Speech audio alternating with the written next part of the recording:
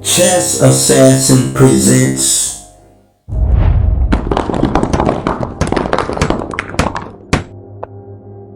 When it comes to examining a chess position and after doing the calculation process, the course of action to take is deconstruct and demolish.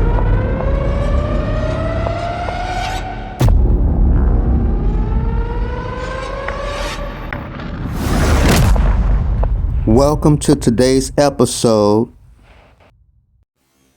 Fighting Chess and Demolition.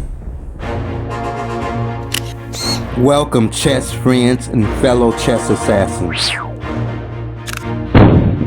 In the opening phase of the game, the greatest tension takes place within this rectangle. Central tension created by pawns with the help of pieces. In this opening, what is the plan? Black employs a light square strategy.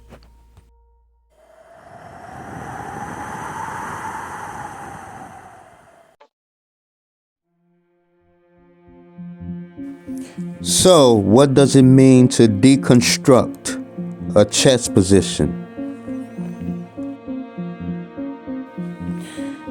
You break it down in order to analyze the key components of the position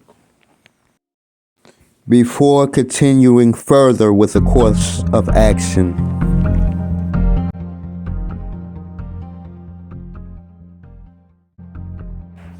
The plan for white is all laid out. The question is, how will white undermine black's pawns on a6, b5, c6, and c4. In some lines, after white has advanced the pawn to a4, you will see black play the b pawn to b4, kicking the knight, which will in turn go back to a2. However, this line is different. White chooses to move knight to e1 to open up the bishop on g2, and will also continue with pawn to d3, pressuring black's pawn on c4.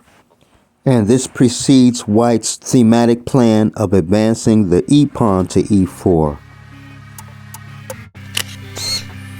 Question: what are the key components of this position? To help answer this question, we are going to take a trip to the world's famous chess construction worksite. We're going to meet some chess experts who have dedicated their entire lives to deconstructing and analyzing chess positions to come up with the most viable plans.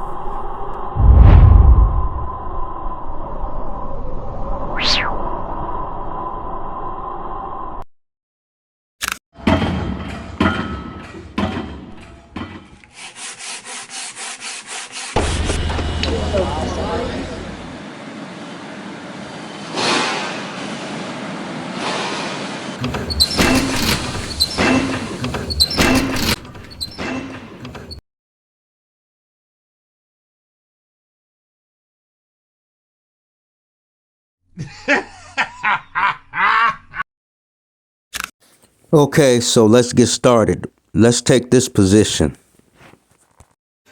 All right. Welcome to the world's famous construction site, where we specialize in analyzing the components of a chess position. Deconstruction in chess refers to weakening or undermining enemy forces.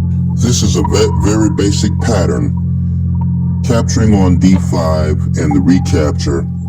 The idea of having the queen on c2 and the knight on f3 is to attack the h7 pawn at some point.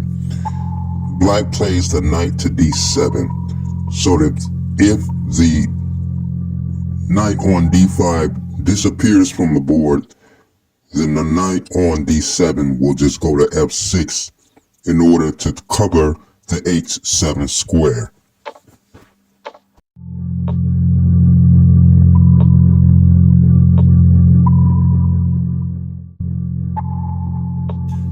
the meantime, white will just gain space on the king side, waiting to see what black does, and now white sets the trap. Knight g5 offers the bishop on g2 as bait, but black cannot capture that bishop. Forced, covering the h7 square. James, is there anything you want to add to this? Well, in this position, white plays the pawn to d5 in order to open up the bishop on the knight. The plan is to capture the knight and end with checkmate, but black sees this. What the hell do you know? The deconstructing does not stop there.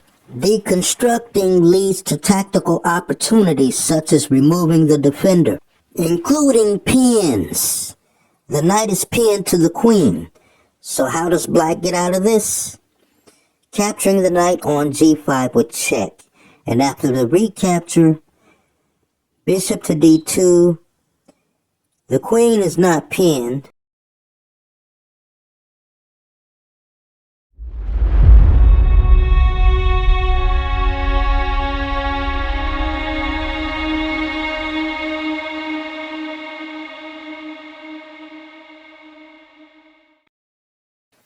And by doing the process of deconstructing the opponent's position, white is now up a piece. Queen captures on f2 and rook captures on h7. Another tactical shot. I have something I want to contribute. Do you mind if I join the discussion? Well, you may proceed if you wish, but it better be good. The only kingside defender that black had was the knight, which is now absent from the board. So white wins by a number of sacrifices. Rook to h8, check, and black has no other choice other than to either capture or step onto a dark square. But notice how the queen sits on f2, and black is lost. White wins the queen with a discovery.